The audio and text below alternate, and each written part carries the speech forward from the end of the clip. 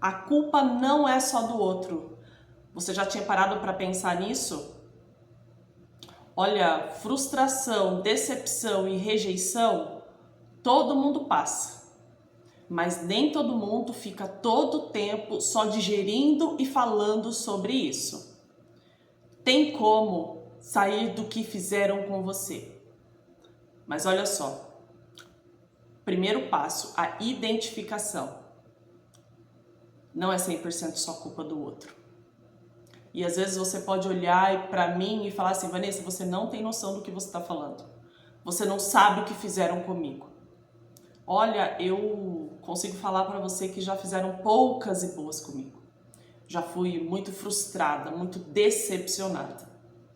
E quando comecei a olhar isso por outro ângulo, eu vi como uma oportunidade. E é sobre isso que nós vamos falar hoje. Para variar, eu tenho meu bloquinho, meu caderno, meu notebook, então vamos conversar um pouquinho sobre isso.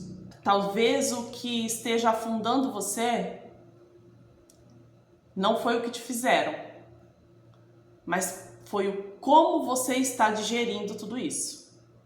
Sabe, nem todo mundo está preparado para assumir responsabilidade. Às vezes, quem permitiu ser maltratada, quem permitiu ser frustrada, decepcionada e rejeitada foi você mesmo.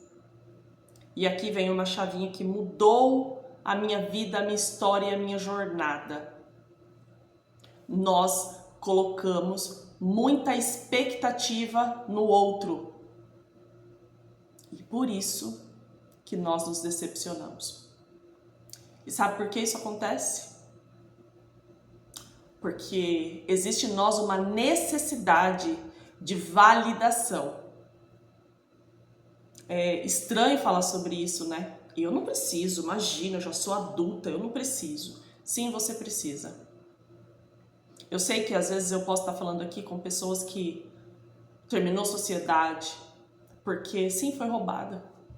Terminou relacionamentos porque sim, a pessoa te traiu. Talvez eu esteja falando com um pai ou uma mãe que tenha sido ou está sendo rejeitado também. Olha, essa visão de que cada um dá o que tem é transformadora. É transformadora. Nós conseguimos identificar o que nós somos e temos para dar para as pessoas. Eu gostaria de falar um relato muito interessante, veio na minha mente agora e eu gosto assim, de bater um papo para conversar assuntos sérios, porque assim fica mais fácil da gente se compreender, se colocar no lugar.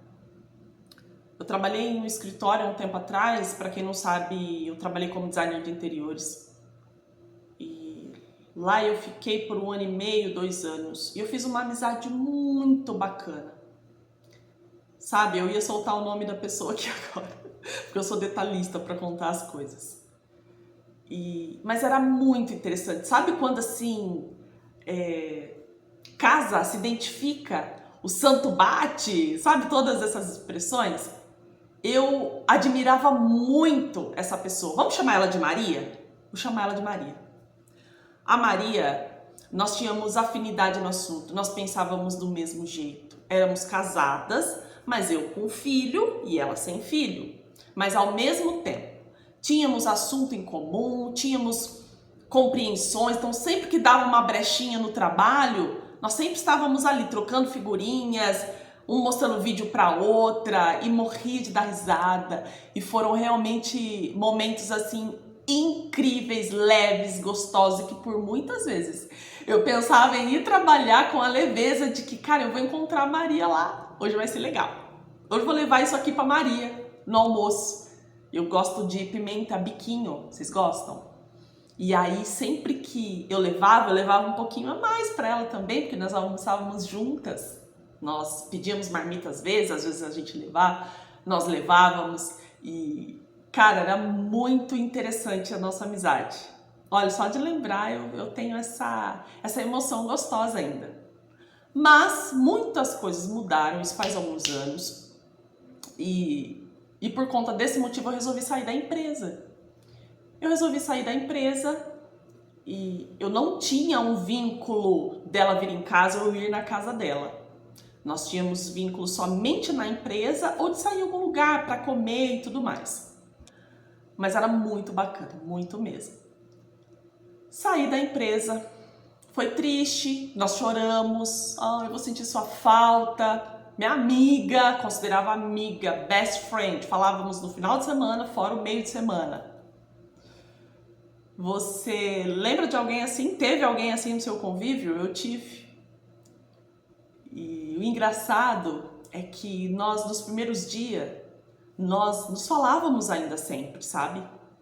Mas de repente, ela cortou totalmente a conexão comigo.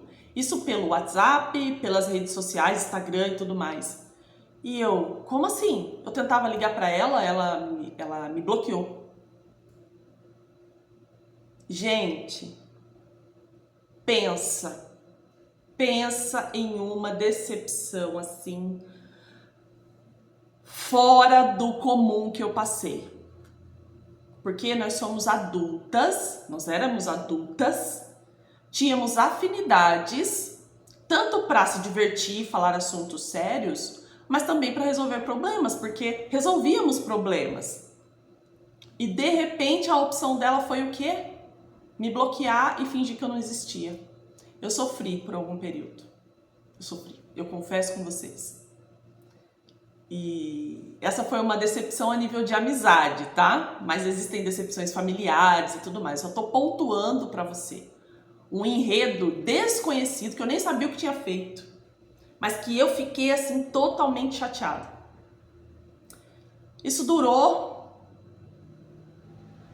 essa aflição, uns 3 dias. Gente, por quê? Meu Deus, o que eu fiz?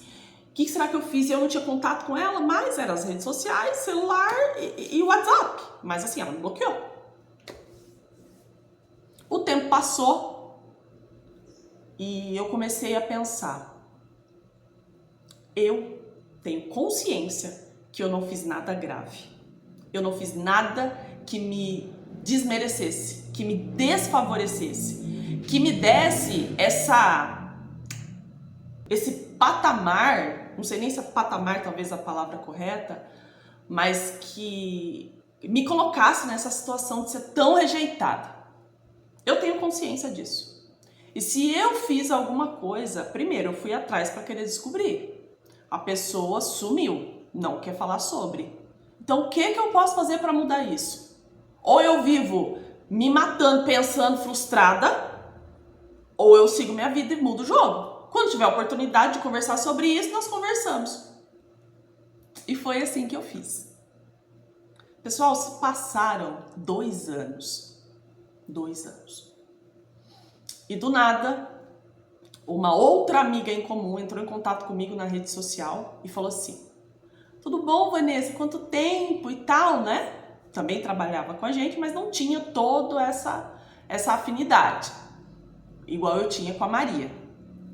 E ela comentou, ela falou: olha, eu estive conversando com a Maria na rede social e a Maria sente muito saudade de você. Ela lembra de algumas coisas e ela fala: eu cortei meu coração, porque eu corto meu coração de lembrar da Vanessa, porque eu reagi mal. Eu deveria ter conversado com ela. Eu recebi algumas fofocas, eu acreditei nas fofocas ao invés de resolver. E aí ela falou assim pra mim: Vanessa, eu posso dar o seu número pra ela? Porque ela me pediu. Eu falei: claro, pode dar. Eu confesso que eu também tô curiosa pra saber o que eu fiz de tão grave assim pra que cortasse relações. Eu tô curiosa. Olha, eu vou dar o número dela, o seu pra ela. Mas eu também vou dar o número dela pra você. Chama ela, porque ela tá com vergonha de falar com você. Porque ela sabe que não é essa reação que ela deveria ter tido com você. Gente, eu falei: que bacana, obrigada, viu, e tal, tá tudo bem? E aí desrolamos o assunto. Aquele dia me deu até comichão, porque eu queria chamar ela. Eu queria falar: e aí? que aconteceu? Pelo amor de Deus, acaba com a minha curiosidade, que eu tava mais curiosa de saber o que de tão grave falaram pra ela que ela acreditou, do que em resolver uma situação, porque pra mim tava resolvido, gente, eu não tinha raiva de ninguém. Eu estava decepcionada. E resumindo muito o assunto, eu não liguei pra ela. Eu não mandei mensagem pra ela. Sabe por quê? Eu pensei o seguinte: eu quero andar com pessoas que tenham responsabilidade também nos seus atos. Porque quando uma pessoa, ela prefere se esconder do que simplesmente resolver, tem algo errado. Porque eu não busco perfeição. Eu busco sinceridade. Porque é isso que eu dou para as pessoas. Então, foi isso que me acalentou a não mandar mensagem para ela. Porque eu raciocinei, eu falei, não, eu não mereço esse tipo de relação. Passou uns 2 dias, a Maria entrou em contato comigo, escreveu um texto lindo, falando que realmente acreditou em conversas, que ela viu que era fofoca e que ela deveria ter conversado comigo antes de tomar essa decisão. E aí eu perguntei, mas qual fofoca foi essa? Me conta! E eu sei que você também tá curiosa, e eu vou te contar. Então contaram pra ela, inclusive foi a gerente da loja, contou pra ela que, tá vendo? A Vanessa saiu da loja, mas levou os seus clientes. Você viu? Porque eu postava nas redes sociais, você viu o projeto? Não é igual o seu, tá vendo? Que amigas são essas? Onde já se viu? Gente, e olha a situação. Porque assim, eu só fazia projeto. Eu não vendia aquela situação, eu fazia projeto. Eu prestava serviço para um outro escritório. E ela interpretou que quando eu saí da loja, eu peguei o número desse cliente dela e entrei em contato com ele e vendi o projeto para ele e tudo mais. Por que eu tô contando essa história para você? Primeiro, porque nós precisamos resgatar o que nós somos e queremos para a nossa vida. Eu sei que eu não tenho o perfil de ficar roubando nada. Eu não preciso de ficar roubando, nunca precisei roubar cliente de ninguém. Eu sabia do meu repertório ali, do meu enredo com ela diariamente. Então a minha consciência estava tranquila. Para que se desesperar se sua consciência está tranquila?